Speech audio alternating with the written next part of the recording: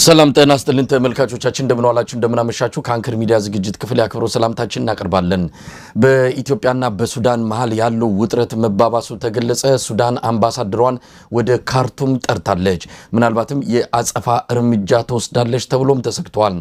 የአብይ አህመድ አገዛዝና የተባበሩት አረብ ኤሚሬትስ በካርቱሙ ጥቃት እጃቸው አለበት በሚል ክስ ያቀረበች ያለችው ሱዳን የአጸፋ እርምጃ የምትወስደው በምን መልኩ እንደሆነ ከወዲሁ የታወቀ ነገር የለም። ምናልባትም ድሮኖቹ ከባህር ዳር ተነስተው ካርቱምን የመቱበት ሁኔታ በመጥቀስ በባህር ዳር አውሮፕላን ማረፊያ ላይ የካርቱም መንግስት የበቀል እርምጃ ሊወስድ ይችላል የሚለው ስጋት በአንዳንድ የምስራቅ አፍሪካን ፖለቲካ በሚከታተሉ ታዛቢዎች ዘንድ በስፋት እየተነሳ ይገኛል። የግብጽ መንግስትም ለካርቱም ድጋፉን ያሳየበትን መግለጫ አውጥቷል። ሁኔታውን በተመለከተ የአፍሪካ ህብረትና የመንግስታቱ ድርጅት ጣልቃ በመግባት ውጥረቱን እንዲያረግቡት ጥሪዎች እየቀረቡ ይገኛሉ።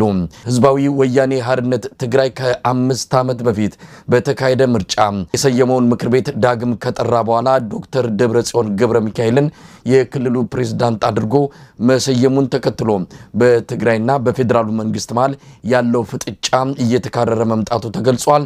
የትግራይ ጊዜያዊ አስተዳደር የባንክ ሂሳብ መዘጋቱም ታውቋል። የአብይ አህመድ አገዛዝ በ3 አቅጣጫዎች ወደ ትግራይ ሰራዊቱን እያስጠጋ እንዳለም ተመልክቷል።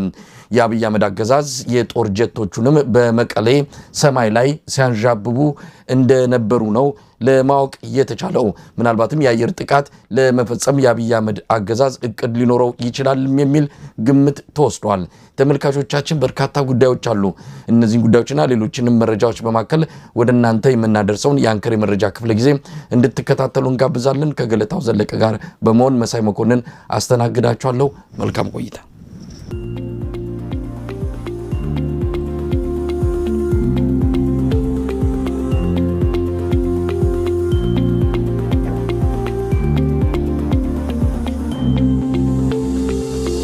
ጤና ይስጥልን ገለታው።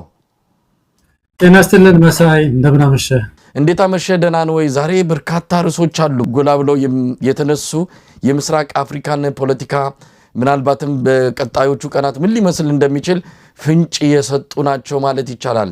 የአብይ አህመድ አገዛዝ በሀገር ውስጥ በጎረቤት ሀገራትም ከፍተኛ ፍጥጫ የገባባቸው ግጭቶች እየተከሰቱ ይገኛሉ። ቀደም ሲል ያነሳናቸው ከሱዳን ጋር የተፈጠረው ፍጥጫ፣ እንደዚሁም በትግራይ ያለው ወቅታዊ ሁኔታን በተመለከተ በስፋት የምንዳስሰው ጉዳይ ይሆናል።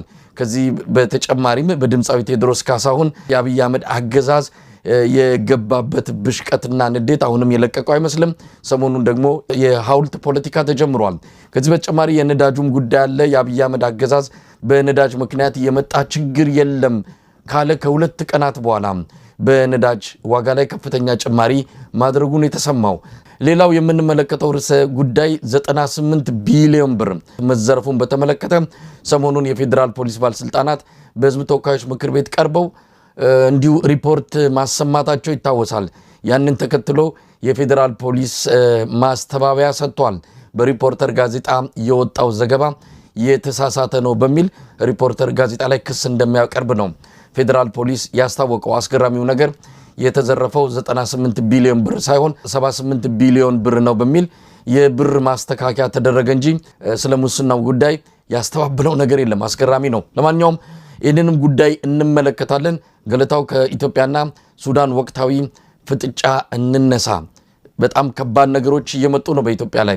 ምናልባትም በሚቀጥሉት ቀናት የሱዳን መንግስት የሚወስደው የአጸፋ እርምጃ ነገሮችን ሊቀይሩ ይችላሉ ተብሎ ነው እየተጠበቀ የሚገኘው።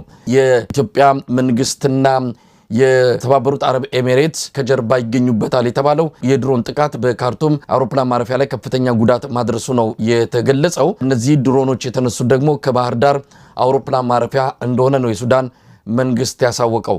ስለዚህ የበቀል እርምጃው በየትኛው የኢትዮጵያ ክፍል ላይ ሊፈጸም እንደሚችል በእርግጥ የሱዳን መንግስት እስካሁን አላሳወቀም።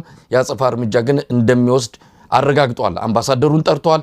ነገሮች እየተካረሩ እንዳለ ነው የሚሰማው። ገለታው ምን ማለት ይቻላል? አብይ አህመድ እንግዲህ የሀገር ውስጥ አልበቃ ብሎ ከጎረቤት ሀገር ጋር ኢትዮጵያን ጦርነት ላይ ጥዷታል። በነገራችን ላይ ባለፈውም የየል ዩኒቨርሲቲ በአሜሪካ የሚገኘው ያወጣውን ሪፖርት የምናስታውሰው ነው። የአብይ አህመድ አገዛዝ በሱዳን የእርስ በርስ ጦርነት ውስጥ እጁን ማስገባቱን ይፋ አድርጓል። የጦር ማዘዣ ወይም ደግሞ የጦር ማሰልጠኛና ካምፕ ለአማጺው ቡድን በአሶሳ ውስጥ መስጠቱን በተመለከተ የተለያዩ ሪፖርቶችም ሲወጡ እንደነበረ የሚታወስ ነው። በነገራችን ላይ የአብይ አህመድ አገዛዝ ምላሽ ሰጥቷል። መሰረተ ቢስ ውንጀላ ሲል ነው የሱዳን መንግስትን ክስ ያጣጣለው። ከዚህ በተጨማሪ የሱዳንን መንግስት ከሷል። በሱዳን መንግስት የሚደገፉ ጸረ ሰላም ኃይሎች ብሎ የሚጠራቸውን በማስጠጋትና በማሰልጠን የኢትዮጵያን ሰላም እየነሳች ትገኛለች ሲል ነው የአብይ አህመድ የውጭ ጉዳይ ሚኒስትር ያወጣው ምላሽ የሚያሳየው። ምን ማለት ይቻላል ገለታው? ነገሮች እየተካረሩ ናቸው። በዚህ ጉዳይ ላይ ውይይት ስናደርግ የሚያዳምጡን የሚመለከቱን ሰዎች ሁሉ ዋናው ጉዳያችን የኢትዮጵያ ናሽናል ኢንተረስት የሚባለው ወይም ደህንነት ሴኩሪቲ ጉዳይ መሆኑን ማስረዳት ጥሩ ነው መሳይ። ዋናው ጉዳያችን የኢትዮጵያ ብሔራዊ ደህንነቷ ነው። የደህንነቷ ጉዳይ በጎረቤት አካባቢ እንቅስቃሴዎች ሲኖሩ በዛ አልፎ ደግሞ የኢትዮጵያን ድንበር ጥሶ መጥቶ ደግሞ አንዳንድ እንቅስቃሴዎች ሲኖሩ የሀገራችን የህዝባችን ደህንነት ስለሚያሳስበን ነው። ከዚህ በፊት የየል ዩኒቨርሲቲን ያንን ሪፖርት በዛ ላይ ስንነጋገር አንዴ ያነሳነው ነገር ነበር መሳይ፣ አንተም እኔም ያነሳነው ነገር ነበር። እንደው በዚህ ኢትዮጵያ ድንበር ውስጥ ጥሶ የተቀመጠ ካምፕ አለ እንዳለም ሳተላይት መረጃ ያሳያል። እና የነጻነት ታጋዮች ያንን መደምሰስ አለባቸው። ኢትዮጵያ ፋኖን ጨምሮ ሌሎች ኃይሎች ተባብራችሁ ይሄንን በመደምሰስ በምስራቅ አፍሪካ ላይ ኢትዮጵያ እዚህ ውስጥ ጣልቃ እንደማትገባ እንዲህ አይነት ብጥብጥ ውስጥ ጣልቃ እንደማትገባ በማሳየት ያንን የድሮ ቁመናችን የኢትዮጵያን ክብደት ሪጅኑ ማሳየት አለብን የሚል ነገር አንስተን ነበር አስታውሳለሁ። እና አሁንም ቢሆን ብዙ ምልክቶች ከዚህ በፊት ነበሩ። አንዳንድ ምልክቶች ነበሩ። ይሄ ሰውዬ ብቻውን አይደለም የሚታማው፣ የሆነ አንጠልጥሎት የሚሄድ ሰው አለ። ያም መካከለኛው ምስራቅ ላይ ያለችው ዩናይትድ አረብ ኤምሬት ናት። በገባችበት አብሮ የሚገባ ሰው ሆኖ ነው የሚገኘው። ስለዚህ እኛ መረጃው የለንም፣ የምናውቀው ነገር የለም። ግን እንዲህ አይነት ፐርሰፕሽን ተፈጥሯል። እንዲህ አይነት ክስ ውስጥ ገብተናል። ኢትዮጵያ እንዲህ ተከሳ ማታውቅ ሀገር ናት። ከሌላ ሀገር ጋር አድማ የአንድን አፍሪካ ሀገር አጠነቃች የምትባልባት ሀገር አልነበረች። ለአፍሪካውያን ነጻነት ብታገል ሀገር ነበረች። እዚህ አይነት ጽሁፍ ተጽፎብን አያውቅም። እንደዚህ አይነት ታሪክ ተዘግቦብን አያውቅም። እና ክሱ መነሳቱ በራሱ ለኢትዮጵያውያን በሙሉ በእውነት ስሜት የሚጎዳ ነው በምስራቅ አፍሪካ ላይ። ከዛ ባሻገር ግን ይሄ ጉዳይ እንግዲህ እየተካረረ ሲመጣ ምናልባት የአየር ክልል ችግር ሊገጥመን ይችላል። የበረራ ችግር መሳይ ሪጅኑ በአጠቃላይ ፖለቲካው እየተቀየረ ነው ያለው። አሁን የዚህ የቀይ ባህር ጉዳይ በነገራችን ላይ ዛሬ ዩናይትድ ስቴትስ አሜሪካ ከዚህ በፊት ኤርትራ ላይ የጣለችው ማዕቀብ እንደነበረ የታወቀ ነው መሳይ። እና እንደምታነሳ ነው የተዘገበው ዛሬ ሮይተርስ የዘገበው ምንድነው? አንዳንድ መረጃዎችን አግኝቻለሁኝ። ኤርትራ ላይ ዩናይትድ ስቴትስ የጣለችውን ማዕቀብ ልታነሳ ነው የሚል ዘገባ ሮይተርስ ዘግቧል። ይሄ ምንድነው የሚያሳየው? ዩናይትድ ስቴትስ በቀይ ባህር አካባቢ ያላትን ተጽዕኖ ለማስፋት ከኤርትራ ጋር ያላትን ግንኙነት ማስተካከል ፈልጋለች እና ምን ያህል ችግር እንዳለ በአካባቢው በተለይ ከኢራን ጋር ያለው ጦርነትንም ተከትሎ የዚህ መካከለኛው ምስራቅ ፍትኪያ ምስራቅ ሆርን ኦፍ አፍሪካ ላይ ይችንም ሀገር እየሳበ ጓድ ያስፈልጋት ነው ያለው። እስራኤልም እንደምናውቀው ለሶማሌላንድ እውቅና የሰጠችበት ዋናው ምክንያት በዛ አካባቢ ተጽዕኖ ለመፍጠር እዛ አካባቢ ለመሸግ ነው። ስለዚህ በአካባቢው እንዲህ አይነት እንቅስቃሴዎች ባሉበት ሰዓት እንግዲህ ከዚህ ከዩናይትድ አረብ ኤምሬት ጋር አብይ የጠበቀ ግንኙነት አለውና ምናልባትም ይሄ ነገር በኢትዮጵያ በዚህ ሰውዬ በኢትዮጵያ አልለም ምን መሳይ በእውነት በዚህ ሰውዬ ይሄ ጥቃት ተፈጽሞ ከሆነ በጎረቤት ሀገር ላይ ሁላችን ልናፍር ቢገባው ነው። ኢትዮጵያ ብሔራዊ ጥቅም ተነካ ምንለው ይሄ ነው። ስለዚህ ሁኔታው እየተጣራ መሄዱ አይቀርም። ለጊዜው ግን ንግድ ይስተጓጎላል ማለት ነው። የኢትዮጵያ አየር መንገድ ምክል ሊገጥመው ይችላል።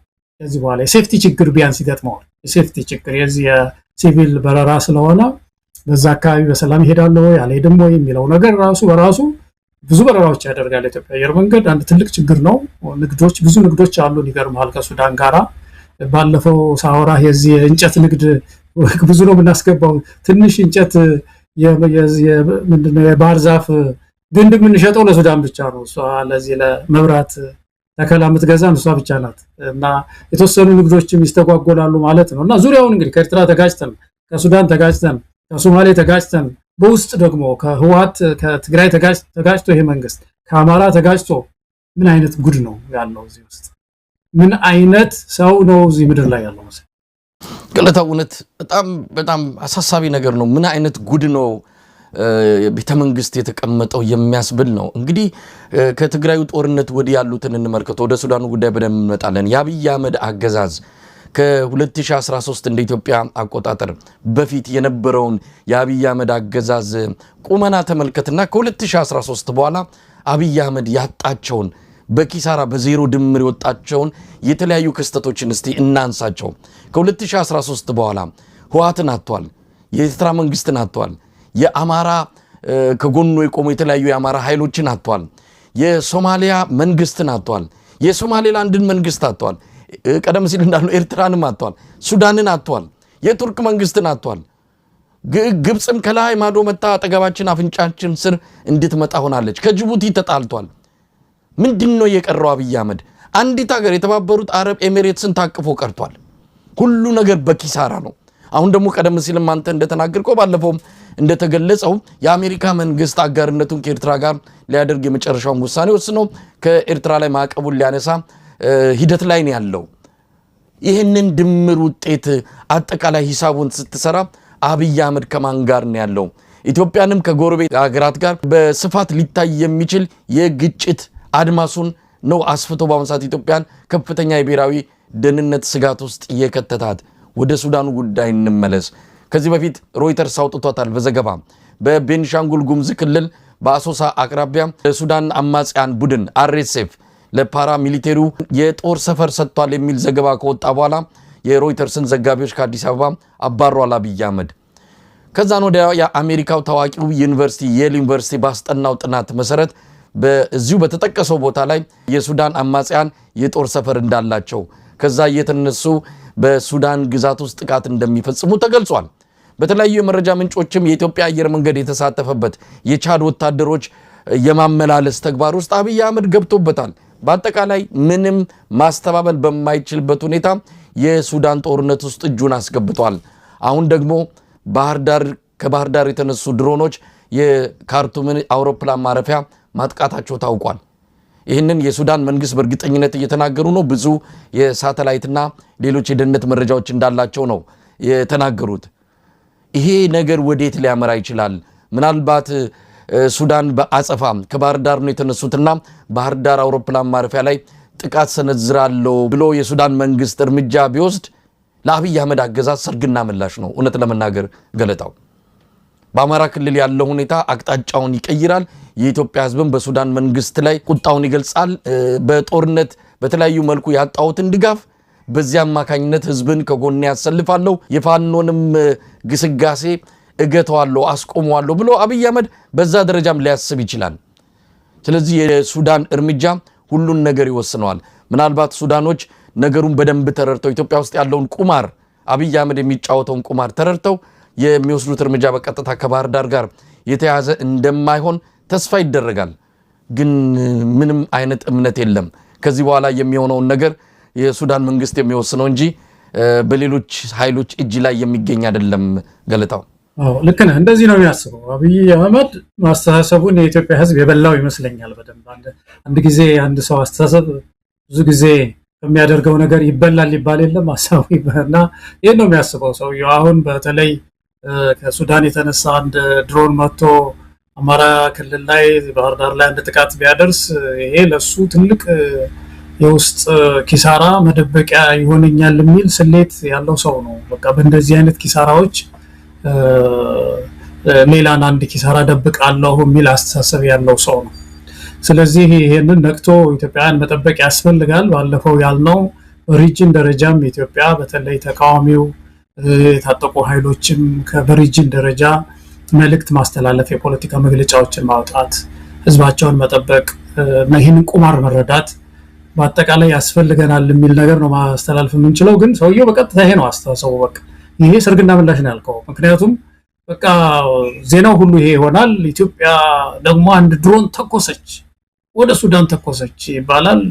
ብቅልና በቴሌቪዥን ጥንት አባቶቻችን አድዋ የዘመቱ እኛም በዚህ ዘመን ድንበር ለመጠበቅ ድንበር እኮ ገብተው እኮ ወርቅ ቆፍራሉ እኮ በዚህ በቤንሻንጉል ምናምን ድንኳን ተክለው ሲዘርፉ ነው የኖሩት ሱዳኖች እንኳን አቅም አግኝተው የቦታውና እንደዚህ አይነት ነገሮች ለፖለቲካዬ ለጊዜው የውስጥ ችግር ይጠቅመኛል ብሎ ስለሚያስብ ኢትዮጵያ ነቅተን ይሄንን መጠበቅ ያስፈልገናል።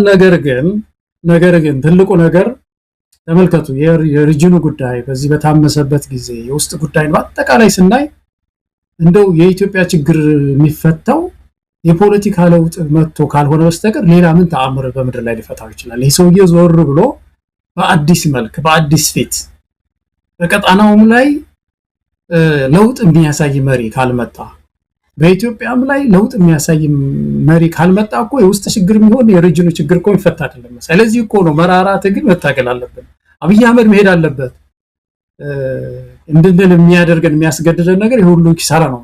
የገባንበት ቀላል የሚባል ኪሳራ አይደለም። እውነት ለመናገር ገለታው ይሄ ነገር በአስቸኳይ ቶሎ ይህንን ሰውዬ ካልተሸኘ በስተቀረ ኢትዮጵያ በዘላቂነት ከፍተኛ የሆነ የጸጥታ ችግር፣ የኢኮኖሚ ችግር፣ ብዙ ችግሮች ተደራርበው የሚመጡ ለመሆኑ ምንም ጥርጥር የለውም። እንግዲህ የሱዳኑ ጉዳይ በተመለከተ ማስተባበያ የሰጠው የውጭ ጉዳይ ሚኒስትር አብይ አህመድ ማለት ነው ይልቅስ የሱዳን መንግስት ነው አማጽያን የኢትዮጵያን ሰላም የሚያደርፈርሱ ኃይሎችን ያስጠጋው የሚል ክስ አቅርቧልና ይሄ በርግጥ የሱዳን ወቅታዊ ሁኔታ የሚታወቅ ነው። የእርስ በርስ ጦርነት ውስጥ ያለ ሀገር ነው። በዚህ የእርስ በርስ ጦርነት ውስጥ ማንም ኃይል ሊገባ ይችላል። ሱዳን አልደገፈም ደግፏል የሚል እኛ ሂሳብ ማወራረድ ውስጥ አይደለም። ከዛ ይልቅ ግን ይሄ አይነት ጉዳይ ውስጥ በቀጥታ እጁን ያስገባ መሆኑን ዓለም አቀፍ ሪፖርቶች የዓለም አቀፍ ዩኒቨርሲቲዎች ጥናትም እያረጋገጠ እኔ አልገባውም ግን እናንተ እያደረጋችሁ ያላችሁት ነው በሚል ክስ ተጠያቂ ለማድረግ የሄደበት ርቀት አገዛዙ አሁንም ወንጀሎችን እየደበቀ ኢትዮጵያን ለከፍተኛ አደጋ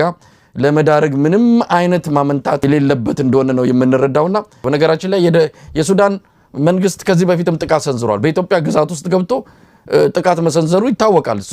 ቤንሻንጉል ጉሙዝ አካባቢ እንደዚሁ የተለያዩ መንደሮች በሱዳን መንግስት ጥቃት እንደተሰነዘረባቸው በቪዲዮ ጭምር የወጡ መረጃዎች የሚያመለክቱት ይሆናል። በቀጣይ ግን አድማሱን አስፍቶ ቀጠናውን ወደ ለየለት ቀውስ ውስጥ ሊከት ይችላል የሚለው ስጋት በብዙዎች ዘንድ እየተነሳ ነው። እንግዲህ የአፍሪካ ህብረትና የመንግስታቱ ድርጅት እና አሜሪካን ጨምሮ ምዕራባውያን መንግስታት በጉዳዩ ዙሪያ የሚሉት ካለ የምንሰማው ይሆናል። ወደ ትግራይ ጉዳይ እንግባ። የምትጨምረው ነገር ከሌለ ገለታው።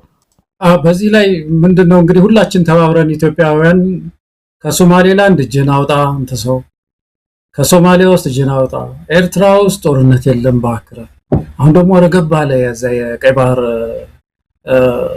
እንትን አንድ ሰሞን መከራ ሲያሳየን ነበር እኮ መከራችን ኢትዮጵያውያንን ሙሉ ሲያሰጋ ነበር። እጅን አውጣ እጅን ሰብስብ አንተ ሰው ጦርነት ነው ወደ ሱዳን ሲሄድ እጅን ሰብስብ እንደው ከስንቱ ነው የምንታገለው? በሪጅኑ ላይ እኮ እንደዚህ ሆነን እኮ አናውቅም። መሳይ ምንም እኮ ጓደኛ የለንም። አሁን ምንም ጓደኛ የለም። ጅቡቲ ጋር እንኳን ደህና እኮ አይደለንም። በጣም የሚያሳዝነው ነገር ብዙ የምናስወጣባት የምናስገባባት ሀገር እንኳን በቃ ባሽሙርም በምንም ይዛናለች። በጣም የናቀችው መንግስት ነው በኢትዮጵያ ታሪክ ውስጥ። ጅቡቲ በዚህ ደረጃ የናቀችው መሪ ኢትዮጵያ ውስጥ የለም። የመጡትን መሪዎች የምታከብር ነበረች ጅቡቲ እና በቃ አሁንማ እንደዚህ አንድ ብቻቂ ወረቀት ታወጣ መግለጫ ታወጣና እንደዚህ ብየው ነበር አልወስድም አለ አኩርፎ እምቢ አለኝ እንደ ልጅ እያለች ለዓለም አቀፍ ኮሚኒቲ ሁሉ መግለጫ ትሰጣለች ጅቡቲ እና በዚህ ደረጃ ተዋርደናል። ስለዚህ ይሄንን ሰው ቅድም ያልከው ነገር ነው ገለል ለማድረጉ ላይ እንተባበር ኢትዮጵያውያን። ገለታ ወደ ትግራይ ጉዳይ እንምጣ። በጣም አስገራሚ አስደናቂ በምን ሁኔታ ሊገለጽ የሚችል እንደሆነ የማይታወቅ ክስተቶች ናቸው በትግራይ ምድር እየተከናወኑ የሚገኙት። እንግዲህ ዶክተር ደብረጽዮን ገብረ ሚካኤል የትግራይ ክልል ፕሬዝዳንት ሆነው መመረጣቸውን ከ5 ዓመት በፊት ህገወጥ በተባለ ምርጫ የተሰየመው የትግራይ ክልል ምክር ቤት ውሳኔ አስተላልፏል። ዶክተር ደብረጽዮንን ሰይሟል። አፈጉባኤ፣ ምክትል አፈጉባኤ፣ ሌሎች ሹመቶችንም እንደዚሁ መስጠቱን ነው እየሰማ ነው። የፕሪቶሪያው ስምምነት ሙሉ በሙሉ መፍረሱን እስከዛሬ እንዲሁ ለአፍ ያህል ሊጠሩት ነበረ። ከዚህ በኋላ ግን ምክር ቤቱ ከተሰየመ በኋላና ያ ከ5 ዓመት በፊት የነበረው ሁኔታ ተመልሶ በትግራይ መተከሉን ተከትሎ የፕሪቶሪያው ስምምነት ሙሉ በሙሉ ውድቅ መደረጉን ከጥቅም ውጭ መውጣቱን ማረጋገጥ ነው የተቻለው። እንዴት እያየ ነው ክስተቱን ገለታው? በጣም አስደናቂ ነው። እንግዲህ የትግራይ ክልል ሙሉ በሙሉ ከፌደራል መንግስቱ ጋር ከተፋታ ቆይቷል። አብይ አህመድ በየዓመቱ በፕሪቶሪያ ስምምነት እየተባለ ለጊዜያዊ አስተዳደሩ ፕሬዝዳንት እየሰየመ የመጣበት ሂደት አሁን የመጨረሻው ተቋርጧል ወይም ደግሞ ሙሉ በሙሉ ፍቺ ተፈጽሟል ማለት የሚቻልበት ሁኔታ ነው የተካሄደው። በቅርቡ ነው ሌተናል ጀነራል ታደሰ ወረደ አዲስ አበባ ሄደው ከአብይ አህመድ የ1 ዓመት የስልጣን እድሜ ማራዘሚያ ደብዳቤ ይዘው የተመለሱት። ህወሓት አልቀበልም አለ፣ ጊዜ ገደብ ሰጠ። በመጨረሻም ከ5 ዓመት በፊት የተሰየመው ምክር ቤት ዳግም ጠርቶ ጉባኤ አካሂዶ ዶክተር ደብረጽዮንን ፕሬዝዳንት አድርጎ የሰየመው። ያንን ተከትሎ ብዙ ክስተቶችን እያየን ነው። የጊዜያዊ አስተዳደሩ የባንክ ሂሳብ መዘጋቱ ታውቋል። በትግራይ ሰማይ ላይ የአብይ አህመድ ጀቶች እያንዣበቡ ነው። እንደዚሁም በሶስት አቅጣጫዎች በአፋር በኩል በደባርቅ በኩል እንደዚሁም በሰቆጣ በርገሌ በኩል የአብይ አህመድ ሰራዊት ወደ ትግራይ እየተጠጋ እንዳለ ነው እየሰማ ነው። ችግሩን ለመፍታት በጦርነት አብይ አህመድ እንደ አማራጭ ይጠቀማል። የብዙዎች አስተያየት ከዚህ ጋር የሚገናኝ አይደለም። አብይ አህመድ ጦርነት ለማካሄድ የሚያስችል አቅምም ቁመናም እንደሌለው እየተገለጸ ነው ያለው። ለማንኛውም እንዴት ሂደቱን ተከታተልከው? ሁለቱም ለትግራይ ህዝብ አይበጁም የሚለው አስተያየት ጎልቶ ይሰማል። እና ታዲያ ሁለቱም ካልበጁ ለትግራይ ህዝብ ማን ነው የሚበጀው የሚለው ጥያቄም እንደዚሁ አብሮ እየመጣ ነው። የሀገራችን ነገር መቼም በጣም ቀጣምባሩ የጠፋበት ዘመን ነው። የምክክር ኮሚሽኑ ከ2 ቀን በፊት ይመስለኛል እንደዚህ ከትግራይ ተወላጆች ጋር አዲስ አበባ ላይ ምክክር አድርጎ ጨርሶ ነበር ጉዳዩን። እንግዲህ እዚህ ደግሞ ትግራይ ውስጥ የሚሆነው ነገር ሌላ ነውና የኢትዮጵያ ነገር በአጠቃላይ በዚህ ምክክር የመፍታቱ ነገር ምን ያህል እንደከሸፈ ያሳያል። የአብይ አህመድ ፖለቲካ ሶሉሽን የምንለው ነገር ምንም ትግራይ ላይ ትንሽ በጣም የሰነፈ እንደሆነ ትንሽ ተጽዕኖ እንደሌለው የሚያሳይ ነው። አሁን የደረሰበት የትግራይ ፖለቲካውን የደረሰበት ደረጃ ስናይ በአጠቃላይ ያንን ክልል ለብቻው ነጥለን ስናየው በአብይ አህመድ በኩል ያለ በፌደራል መንግስት በኩል ያለ የፖለቲካ አሸናፊነት ሊገዛው ያልቻለው ክልል ነው እና ይሄ በጣም አስገራሚ ነገር ነው። ሂደቶቹ ግን ብዙ ስጋቶች ደቅነዋል። መቼም እንደ ኢትዮጵያዊ ሁላችንም እንከታተላለን፣ የሀገራችን ጉዳይ ነውና ብዙ ነገር ነው የተደበላልቆ አንድ ላይ የሚመጣው ትግራይ ውስጥ። የዚህ ህወሓት ሐሳቡ ራሱ ደግሞ የሚያስገርማል። በአንድ በኩል ስታየው 5 ዓመት ምርጫ የሚካሄደው ለ5 ዓመት ነው። መቼም እንግዲህ ይሄ ቀላል ተጠይቅ ነው፣ ቀላል ሎጂክ ነው። እና 5 ዓመት ሲያልፍ ኤክስፓየር አደረገ ማለት ነው። አዲስ ምርጫ ነው የምታደርገው እንጂ 5 ዓመት በፊት የተመረጠ ምክር ቤት ቀልብሽ ያመጣለው የሚለው አስተሳሰቡ ነው ማለት ነው። ግማሹ ተሰዷል፣ ግማሹ ፖለቲካውን ጨርሶ የማይፈልግ ነው የሚሆነው፣ ግማሹ ወደ ታደሰ ሄዷል ይሆናል። ዝብርቅርቅ ያለ ነገር ነው የሚሆነው እና ያንን ሁሉ ዝም ብለው ሰብስበው ባለፈው ምርጫ ስም እንግዲህ ምክር ቤት መልሰናል የሚለው ነገር ምንድነው የሚያሳየው ነው? መነሻው እኮ ነው። አሁን ይሄ ጉዳይ አንድ የፖለቲካ ታድሶ የለውም በእነሱ ቋንቋ። እነሱ ይሄ ታድሶ የሚሉት ነገር ነበራቸውና ታድሶ ነገር እንግዲህ ከብዙ ነገር ከሚሊዮኖች እልቂት በኋላ ከብዙ የስትራቴጂ ችግር ገጥሞኝ ነው ብሎ ነው ህወሓት ሪፖርት ያደረገው። ያ ሁሉ ኪሳራ ከመጣ በኋላ አጥፍቻለሁ፣ ስትራቴጂ ትክክል አልነበረም ያለ ፓርቲ ነውና ሽረት ያመጣው የተማረ ፓርቲ መቼም እንደዚህ ያስባሉ። እንደዚህ የሞተን ነገር አንጥቶ እንደገና አቋቁማለሁ ይላሉ። ለዛ ህዝብ የሚያስብ በትግራይ ህዝብ የሚያስብ አዲስ ነገር ምረጥ፣ አዲስ ምክር ቤት ይቋቋም ብሎ ነው ግፊት ማድረግ ያለበት ወይስ ያንን ነው የሚያደርገው የሚለው ነገር ስታነሳው ይሄ ነው የሚያሳስበው ይመስላል። አሁን የዚህ የህወሓት ጉዳይ ጥፋተኛ ነው ፌደራል ከአብይ የበለጠ ነው ያነሰ ነው የሚለው ነገር ሳይሆን ምንድነው የህወሓት የፖለቲካ አጀንዳ? አሁን እኮ መሳሪያ እኮ ሁለተኛ ነገር ነው። መሳሪያ ማስፈጸሚያ ነገር ነው። ወታደር ቲዲኤፍ ማስፈጸሚያ ነው። አንድን የፖለቲካ አጀንዳ በፈቃዱ ወይም ደግሞ በዲሞክራሲያዊ መንገድ እንበለው ማስፈጸም ሳይችል ሲቀር አንድ ቡድን የታጠቀ ኃይል ሊጠቀም ይችላል እና ግን ያንን ለማስፈጸም የሚሄድበት መሳሪያው ሳይሆን መታየት ያለበት ዋና የፖለቲካ ግቡ ነውና የህወሓት የፖለቲካ ግብ ትግራይ ላይ ምንድነው? አሁን ይሄን ምክር ቤት አቋቁሞ ዴሞክራሲ ለማምጣት ነው ትግራይ ውስጥ የተሻለ ዴሞክራሲ የሽግግር ፍትህ ወይም ትራንዚሽናል ጀስቲስ ለመትከል ነው ትግራይ ውስጥ። አሁን ትግራይ ውስጥ የሚፈለገው አንዱ ዋና ነገር የሽግግር ፍትህ። ብዙ ደም ፈሷል፣ ብዙ ጉስቁልና መጥቷል፣ ብዙ ድህነት መጥቷል፣ ነጋዴዎች ከሰሩ፣ በጣም ብዙ ችግር ተፈጥሯልና ለዚህ የሽግግር ፍትህ ፈጥሮ ሽግግር ሊያሳልጥ ነው ህወሓት ሌላው በጣም አሳሳቢው ነገር የፖለቲካ መፍትሄ ለማምጣት ነው። የፖለቲካ መፍትሄ ማለት ከሌሎች ኢትዮጵያውያን ጋራ ተነጋግሮ የሚያመጣው የፖለቲካ ሶሉሽን አለ የሚለው በትግራይ ላይ አላማ ምንድነው ትግራይ ላይ የሚለው ነገር የትግራይ ብዙ ትግራዋይ ጥያቄ ይመስለኛል መሳይ። አሁን ትልቁ ስጋታቸው ህወሓት የትግራይ ልጆች ይሄ ነው። የፖለቲካ አጀንዳው ምንድነው? ፍጻሜያችን ፍጻሜያችን ምንድነው የሚለው በዚህ አስተዳደረች። ሁለተኛው ኢትዮጵያን በሚመለከት ነው መሳይ። አሁን የብዙ ኢትዮጵያን ጥያቄ የህወሓት ራዕይ ምንድነው ኢትዮጵያ ላይ? አሁን አይደለም ትግራይ ላይ የሆነ የሽግግር ጊዜ ፈጥራለሁ ምክር ቤት ፈጥራለሁ የሚል ማንኛውም ፓርቲ አይደለም የወንድሙን የአማራን ህዝብ፣ የኦሮሞን ህዝብ፣ የጉራጌን ህዝብ ተውና ስለ ሪጅኑ ማሰብ አለበት። ቀጣናው ማሰብ አለበት። ምንድነው ጥሪው ለሌሎቹ? አሁን ህወሓት የሚለው ነገር አታውቀው እና የፖለቲካ ግቡ ምን እንደሆነ የማይታወቅ አካል ነው አሁን ስልጣን ወስዳለሁ የሚለው ከአቶ ታደሰ። ይሄ ራሱን የቻለ ትልቅ ስጋት ነው ለኔ መቼም እንደ ኢትዮጵያዊ ሳያው። ከዛ ባሻገር የታደሰ እምቢባይነት ደግሞ ምንድነው መጨረሻው? እሱ ራሱ አሁን ታደሰም እምቢ ብለው ስልጣን አላስረክብም የሚሉት እንደ ግለሰብ ነው። የፌደራል መንግስቱ ድጋፍ አለው፣ ውስጣቸው ኃይል አላቸው። በዚህ መካከል ኃይል ካለ ደግሞ የኃይል ግጭት ትግራይ ውስጥ ሊፈጠር ነው። ከተፈጠረ ምንድነው የሚሆነው የትግራይ አካባቢ ፍጻሜ የሚለው ነገር የሚያሳስብ ነው በጣም የውስጥ ግጭት ማለት ነው።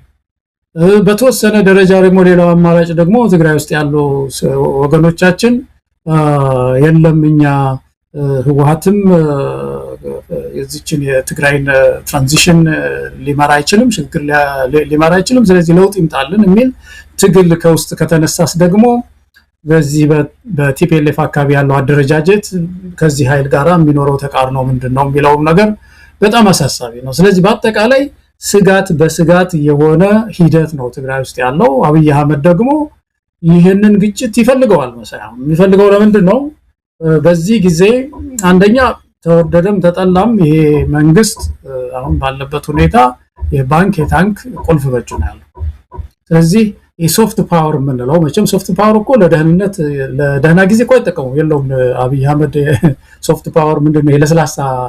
ለስላሳ አቅም ነው አይደል የሚባለው? ለስላሳ አቅም፣ የዲፕሎማሲ አቅም፣ ለምሳሌ የፖለቲካ መፍትሄ መፈለግ ምናምን የለውም እሱ። ግን መጥፎዎቹ ሶፍት ፓወርስ አሉት። ለምሳሌ ስልክ መዝጋት፣ የባንክ አገልግሎትን መዝጋት፣ ደሞዝ መከልከል ወዘተ እነዚህን ይጠቀማል አብይ አህመድ። ያው ዛሬም እንደሰማነው ባንኮች የመንግስት ገንዘብ እንዳይንቀሳቀስ ታዟል ነው የሚባለው። እነዚህ ማን ነው የሚጎዳው? እዛ ያለው ወገናችን ነው። 2 ወር ደሞዝ አላገኘም ትግራይ ውስጥ ማሳይ ሰራተኛው 2 ወር ደሞዝ አላገኘም። ባለፈው አቶ ጀነራል ታደሰ ሲናገሩ አሁን ሌላ ጊዜ ሲደገም ያ ህዝባችን ምንድነው የሚሆነው? እዛ ያለ ደሃ ህዝባችን የሚለው ነገር በጣም አሳሳቢ ነው። ኢትዮጵያን መመካከር አለብን። ይሄ ጉዳይ የሚፈታው የትግራይ ጉዳይ የሚፈታው በሪጅን ደረጃ አይደለም፣ በስቴት ደረጃ ታስቦ አይደለምና ብዙ ጊዜ እንደምንለው ወደ መፍትሄው ምን ሊሆን ይችላል፣ ምን መደረግ አለበት ወደሚለው እንመጣለን። ግን አሁን ሁለቱም ወገኖች የከሰሩ ናቸው። ብልጽግናም ህወሓትም ሁለቱም ቁስለኞች ናቸው። ሁለቱም ወንጀለኞች ናቸው። ሁለቱም የፖለቲካም ሆነ ወታደራዊ አቅማቸው ከትላንት ከነበረው አሁን በእጅጉን የተዳከመ ነው። ሁለቱም አያስፈልጉም ለትግራይም ለኢትዮጵያም ህዝብ። ግን ደግሞ አሁን ትግራይ አውላላ ሜዳ ላይ እንዳትወድቅ የሆነ ብልጽግናም ሄዶ የበለጠ መከራን እንዳመጣባት ህወሓትም እዛው ቆሞ የቀረበትን ፖለቲካ ዳግም እንዳይተክልባት ያንን የሚሻገርና የሚረከብ ኃይል በሌለበት ታዲያ ምን ያድርግ የትግራይ ህዝብ? አሁን ባለው ሁኔታ ከህወሓትና ከብልጽግና እንዲመርጥ ነው እየተደረገ ያለው። ምክንያቱም ሌላ የሚያሸጋግር የሚረከብ ለአንድም ቀን ይሁን ለአንድ ሳምንት ክልሉን የሚያስቀጥል የፖለቲካ ኃይል የለም። በዚህ አይነት ሁኔታ የትግራይ ህዝብ ምንድነው ማድረግ ያለበት ነው? ከዛ አንፃር የሁለቱን አጠቃላይ ሁኔታ ብንመለከት ከብልጽግና የበለጠ ህወሓት ነገሮች ለሱ ያደሉ ናቸው።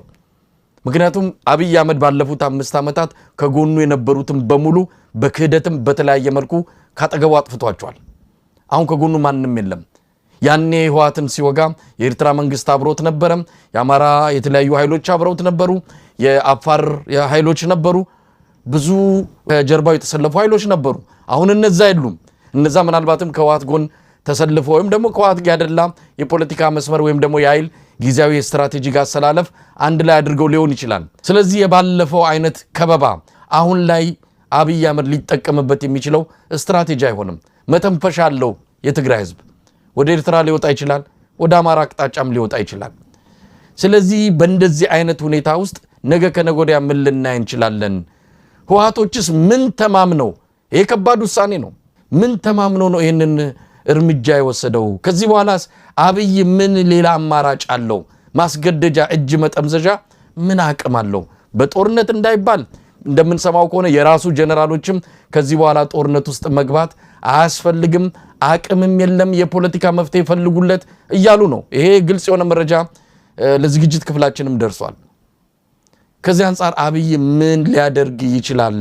ምናልባት ተገዶ እጁ ተጠምዝዞ ወደ ድርድር ሊመጣ የሚችልበትም እድል እንዳለ ነው አንዳንድ ታዛቢዎች እየገለጹ ያሉት። ገለጣው እኔ ድርድር አይታየኝም መሳይ፣ እንደው ጨለምተኛ ለመሆን ሳይሆን ድርድር ከህወሓት ጋር ተደራድሮ ይሄ መንግስት የሆነ መፍትሄ ላይ ይደርሳል ብሎ ማሰብ በጣም ሩቅ ነው። ምክንያቱም በፕሪቶሪያው ስምምነት አለ አይደለም፣ ተደራድረው አልነበረም ያን ጊዜ ማነው ደቡብ አፍሪካ ላይ የተደረገው ስምምነት እኮ ከተዋጉ በኋላ ችግሮቻችንን በጠረጴዛ ዙሪያ ቁጭ ብለን እንፈታለን የሚል ነው። 1 ሚሊዮን ሰው ካለቀ በኋላ ያንን እኮ መፍታት አልቻሉም እኮ። ያን የነበረው ድርድር ህወሓት እጅ መስጠት ነው ማለት እንችላለን። መቀሌ አፋፍ ላይ ደርሶ አብይ አህመድ የፖለቲካም ብቻ ሳይሆን ወታደራዊ ሽንፈት ገጥሞት ነው ፕሪቶሪያ ድረስ ሄደው። ይሄንን ጌታቸውን ባለፈው ገልጾታል። አሁን እንደዛ አይነት ነገር የለም። ድርድር ሲባል ምናልባትም ከህወሓት ጋር ብቻ ላይሆን ይችላል። አብይ አህመድ አጠቃላይ የሆነ እየገፋው ያለው በምርጫ አሻግራለሁ የሚለውን የኢትዮጵያ የወቅቱን የፖለቲካ እና አጠቃላይ ቀውስ በድርድር እንዲያደርግ የሚገፋፉ ነገሮች፣ ሁኔታዎች እየመጡ ነው። ምናልባት አንዱ የትግራይን ጉዳይ ሊሆን ይችላል ነው እንጂ ትግራይን ነጥሎ ወይም ህወሓትን ነጥሎ ከዛ ጋር ብቻ የሚደረግ ድርድር እንዳልቆም ውጤትም የለውም። ሁለቱም ተሸናፊ ደካማ ህዝብ የተፋቸው ኃይሎች ስለሆኑ በድርድራቸው የሚገኝ ለውጥ አይኖርም። ግን አጠቃላይ የኢትዮጵያ የፖለቲካ ቀውስ በድርድርና በመነጋገር እንዲሆን አብይ አህመድ ምንም ምርጫ የለውም። ከዚህ በኋላ ጥይቱን ጨርሷል። ምናልባትም ከዚህ በኋላ ለአብይ አህመድ መዳኛው ድርድርና ድርድር ብቻ ነው የሚሉ ድምጾች ናቸው ከፍ ብለው የሚሰሙት። ምን ከነዚህ ድምጾች ጋር አይደለሁም ማለት ነው መሳይ። አብይ አህመድ በድርድር እኔ ድርድር ምዕራፉን ጨርሷል ነው በየማምነው። አብይ ወደ ድርድር አይገባም። በጣም መታለል ነው የሚመስለኝ። በጣም መዘናጋት፣ በጣም መታለል ነው። አብይ እኮ ጨርሷል። የድርድር ጊዜ ውስጥ አይገባም።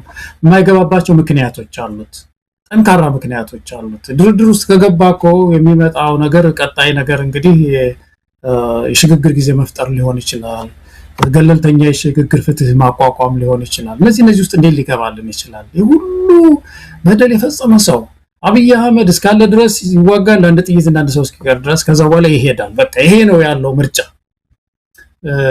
ብልጽግና ነው የመደራደር ምናልባት እንትን ሊኖረው የሚችለው። እንግዲህ ይህንን ሰው ገለል ካደረጉ አብይ አህመድን እንደ ኃይለማርያም ወይ የሆነ ነገር መንገድ ፈልገው አስወግደው ከዛ በኋላ ተበላን እንደዚህ ብለው እነሱ የፖለቲካ አክሮባት ነገር ሰርተው ከዛ በኋላ ኢንክሉሲቭ የሆነ ድርድር እናድርግ የሚሉ ትንሽ በር የሚኖራቸው እንደ ፓርቲ እነሱ ናቸው እንጂ አብይ አህመድ የሚመራው በተለይ ከህወሓት ጋራ ይሁን ለኢትዮጵያ ጋር ድርድር ምንም አይታየኝም። ኢትዮጵያ ውስጥ የለም።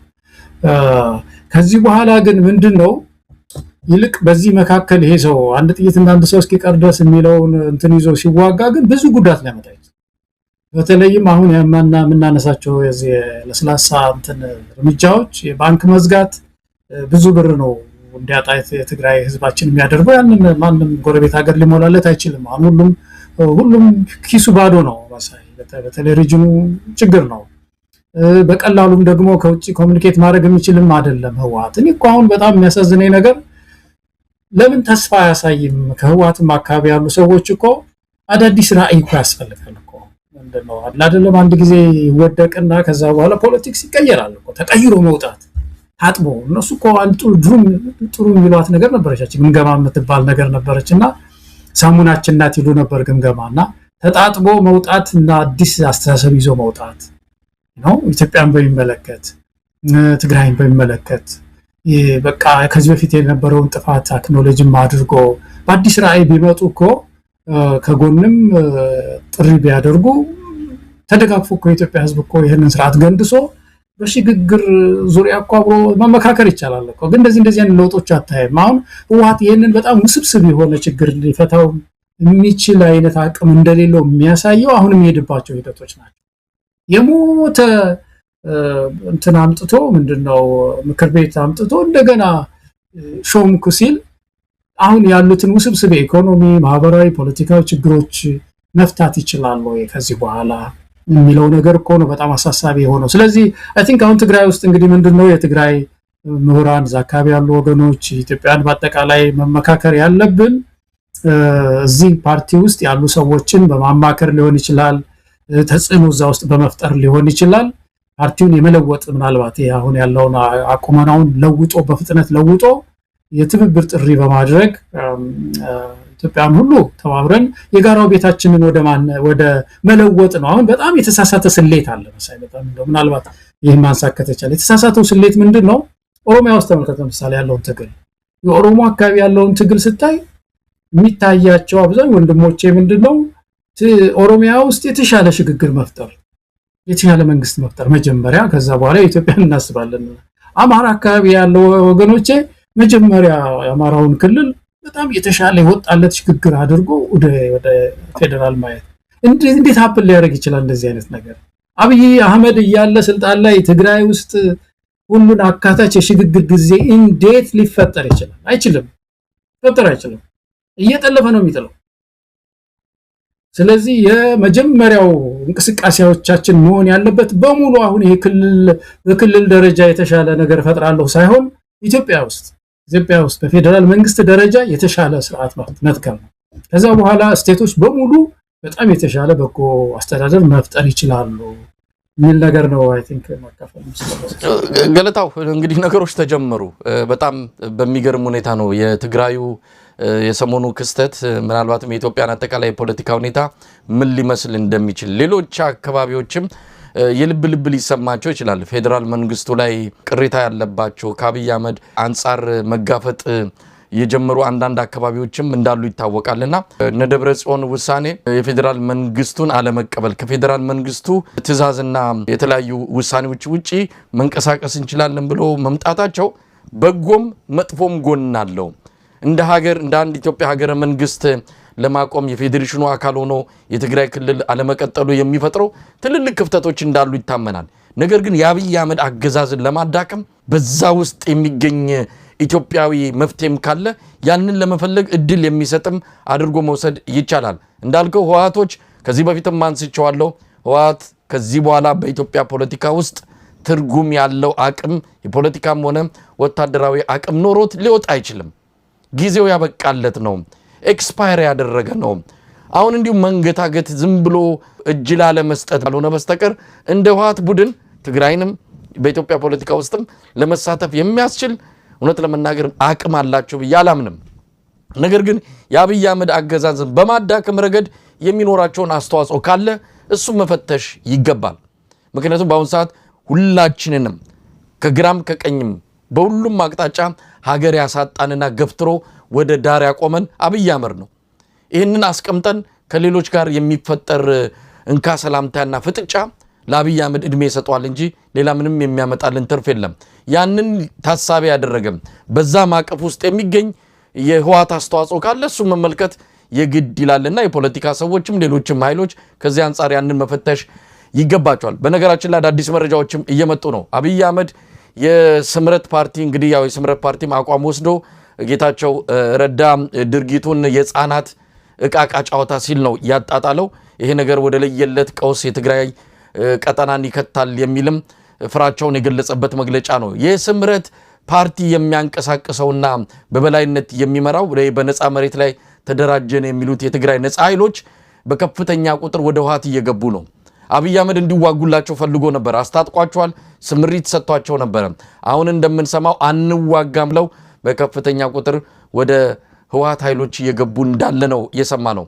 በዚህም በዛም አብይ አህመድ ኪሳራን እያስተናገደ ይገኛል። እንደው ገለታው ማጠቃለያ የምትለው ነገር ካለ ምን ልናይ እንችላለን? በሚቀጥሉት ቀናት ምናልባትም በረጅም ጊዜ ትግራይ ላይ ሊፈጠር የሚችለው ነገር ምንድነው? አሁን እንግዲህ ትግራይ ውስጥ የሚፈጠር የኃይል አሰላለፍ ይኖራል። ከዚህ በኋላ ይሄ የኃይል አሰላለፍ ከታደሰ ጋር ነው የምንሆነው? ከህወሓት ጋር ነው? ደብረጽዮን ጋር ነው የምንሆነው? ወይስ ሶስተኛ ጉድጓድ መቆፈር አለብን? ሌላ ሶስተኛ ጉድጓድ መቆፈር አለብን የሚሉ አማራጮች አሉ ማለት ነው ትግራይ ውስጥ። እንግዲህ የዛን ህዝብ ናላ የሚያዞሩ ናቸው እነዚህ ምርጫዎች። ከባድ ጊዜ ላይ ነው ህዝባችን ያለው። ያሳዝናል። የኢትዮጵያን መስራች የሆነ ህዝብ እንዲህ አይነት ችግር ውስጥ ወድቆ በማየታችን ሁላችን እናዝናለን በጣም። ግን አሁን ምንድነው አንደኛ አንዳንድ ወገኖቻችን እኔ የማልደግፋቸውም በፖለቲካ የማልደግፋቸውም ሆነው ስሜታቸው ተነክቶ ሳይ በጣም አዝናለሁ። መሳይ ህወሓትም ሆኖ ነው ህወሓት አሁን አንደግፍም አይደለም፣ ግን ስሜቱ ይሄ ናሽናል ፕራይድ የሚባለው ነገር አለ አይደለም፣ ኩራት፣ እሱ ተነክቶ ተሰባብሮ ሳይ በጣም ያሳዝነኛል። እና ይሄ መሆን የለበትም በሀገር ውስጥ በኢትዮጵያ ምድር ውስጥ የአብይ አህመድ የሚባል ሰው የውጭ እጅ ተንተርሶ ወንድሞቻችንን ሊያደቃቸው ሊሰብራቸው ሲነሳ ሁላችንም ተባብረን መቆም ነው ያለብን። እና የትግራዋይ ፕራይድ የኢትዮጵያ ፕራይድ ነው፣ የኢትዮጵያ ኩራት ነው እና ቀና ሊል ይገባል። ህዝባችን ኮራ ሊል ነው የሚገባው። በዚህ ክፉ ጊዜ አማሮች፣ ኦሮሞዎች ሁላችንም አብረን ነው መቆም ያለብን እና የትግራይም ህዝብ ጥሪ ማስተላለፍ ያለበት ይመስለኛል። አሁን ትልቁ ነገር ምንድነው የሚፈጠረው አሰላለፍ ትግራይ ውስጥ መፈጠር ያለበት አሰላለፍ ምንድነው?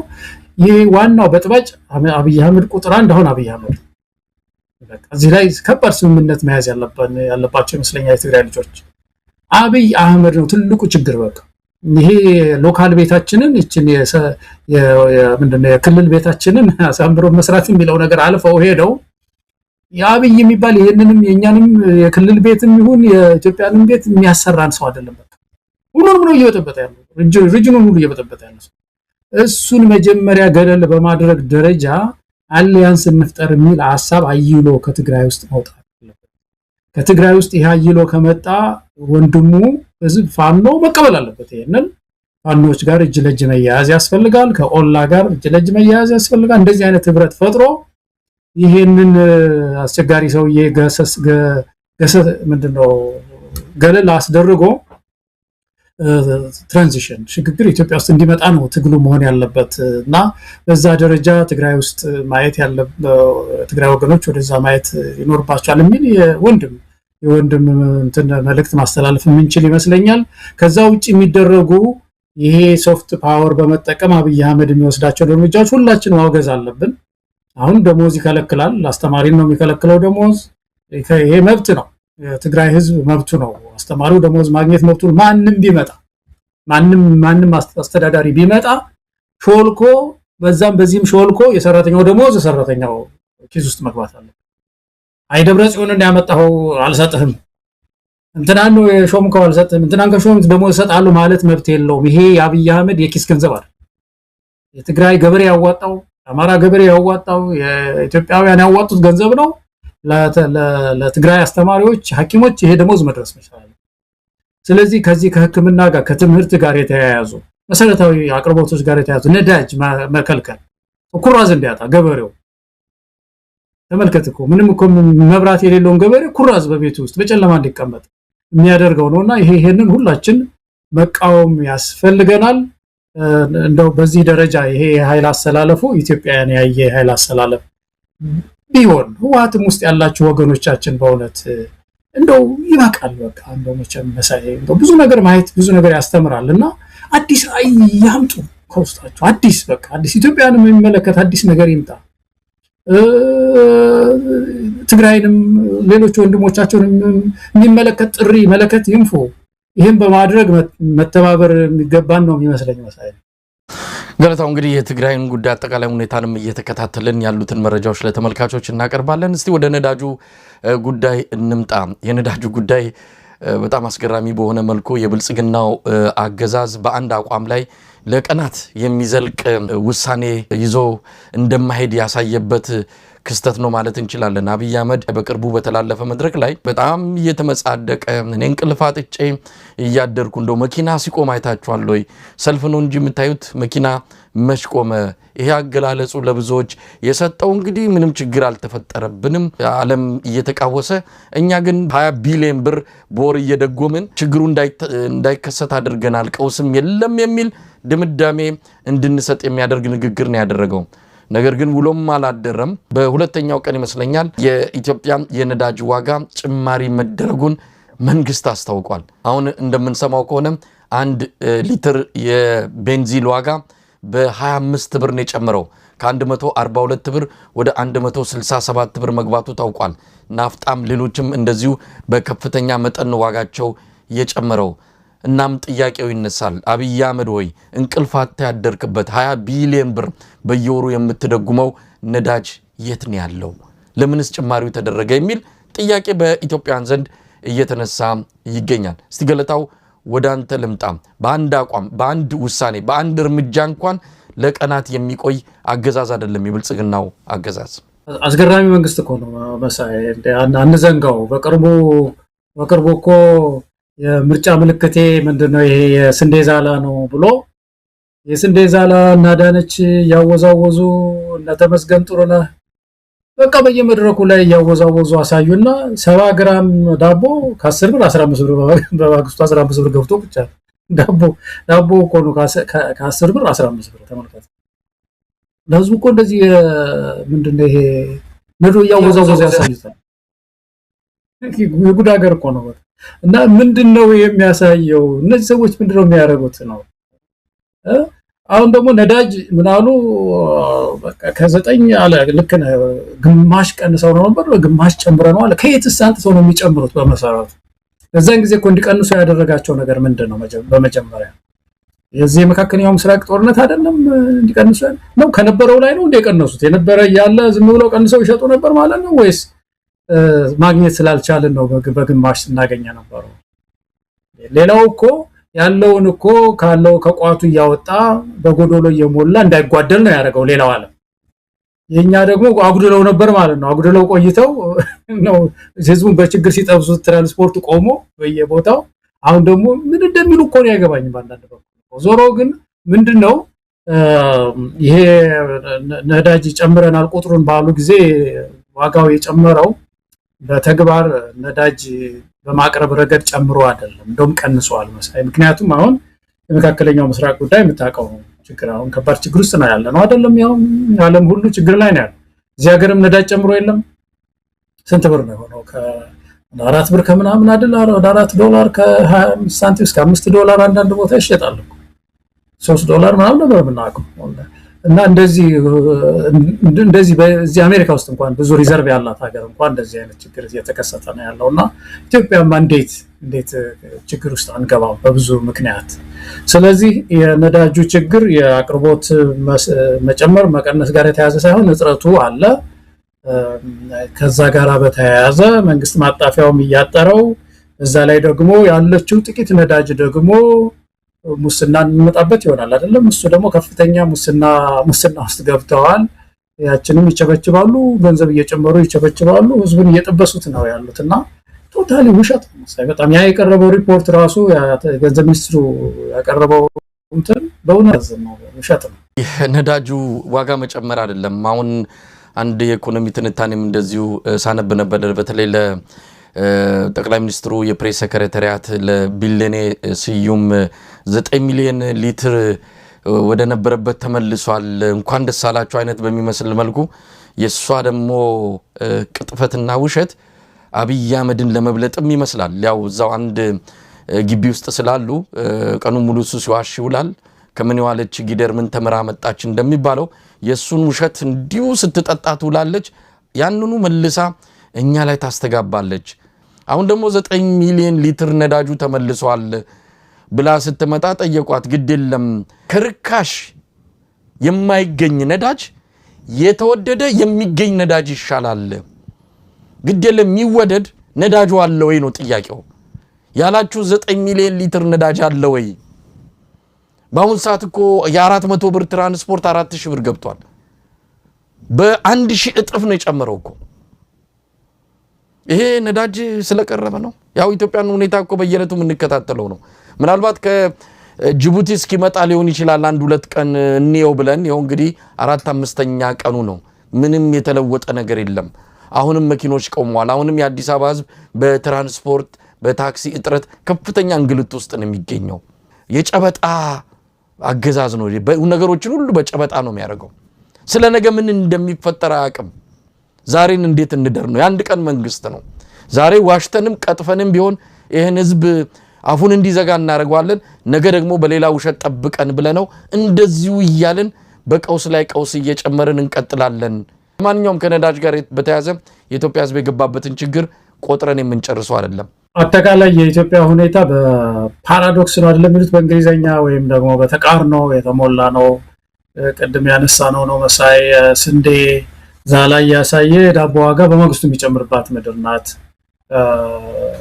የስንዴ ምርታችን በጣም ጨምሯል እየተባለ የዳቦ ዋጋ ሲጨምር ነው፣ ፓስታ ዋጋ ሲጨምር ነው የምናየው እና ገበያው ሲጠግብ ገበያው ሲረካ ሲለወጥ አናይም። የአብይ አህመድ ስራ ፌሽታ ነው ብለናል ከዚህ በፊት። ስራዎቹ ሁሉ በቃ አሁን አነሳን መሰለኝ ባለፈው ማስመረቅ የሚባል ሪፖርት የአብይ አህመድ ሪፖርት እኮ ማስመረቅ እኮ ነው። የመንግስት ስራው ምንድነው? ሪፖርት እንትን ላይ ይወጣና ፓርላማ ላይ በቀደም ማስመረቅን ተመስገን ያስመረቀ ነው ያስመረቅ ማስመረቅ ቻላች እንደዚህ አይነት በፕሮጀክት ፕላን ውስጥ ራሱ ማስመረቅ አቲዝም እዛ በፕሮጀክት ማኔጅመንት ውስጥ ምንም ስለማስመረቅ አታወራም። ፕሮጀክቱ አልቆ ያ ፕሮጀክት ገበያ ላይ የሚያመጣው ተጽዕኖ ነው የመንግስት ውጤት ፍሬው እንጂ በቃ ማስመረቅ ነው ሪፖርቱ። እና እነዛ የተመረቁ እንትኖች የት ደረሱ? ምንድነው ያመጡት ለውጥ በምድሪቱ ላይ? ገበያው ረካው? የህብረተሰብ ኑሮ ተሻሻለ ወይ ነው ጥያቄው። ይሄ የለም። ስለዚህ በአጠቃላይ በፓራዶክስ በተቃርኖ የተሞላ